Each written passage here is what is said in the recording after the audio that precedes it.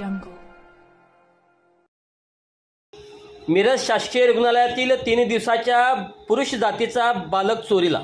मिरजेत रुग्णालयातून 3 दिवसाच्या नवजात बालकाला अज्ञात महिलेने पळवून नेल्याची घटना. मिरज शासकीय वैद्यकीय महाविद्यालय व रुग्णालयातील घटना. मिरज सिव्हिल प्रशासनाचा हलगर्जीपणामुळे व सुरक्षा रक्षकांच्या डोळ्यासमोरून नवजात बाळ नेण्यात आला. मात्र सुरक्षा रक्षक हे नावालाच रक्षण करीत असल्याचे दिसत आहे. मिरज शासकीय वैद्यकीय महाविद्यालय व रुग्णालयातून 3 दिवसाचे नवजात बालकाला एका अज्ञात महिलेने पळवून नेल्याची घटना घडली. कविता समाधान आलदर, डिस्कळ, तालुका सांगोला, जिल्हा सोलापूर ही महिला प्रसूतीसाठी मिरज शासकीय रुग्णालय येथे दाखल झाली आहे. तिची सुखरूप प्रसूती झाल्यानंतर तिला मुलगा झाला.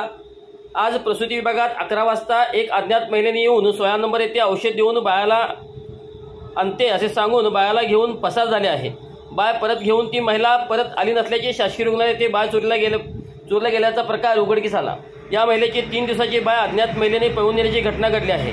गेले 2 दिवस ते अज्ञात महिला प्रसूती विभागामध्ये फिरत होती. त्या बाळाच्या नातेवाईकांचा विश्वास संपादन करून तिने आज बाळ घेऊन पसार झाली. या घटनेमुळे मिरज शासकीय रुग्णालय येथे खळबळ उडाली असून CCTV कॅमेऱ्यामध्ये त्या महिलेचा शोध घेण्याचे काम सुरू आहे.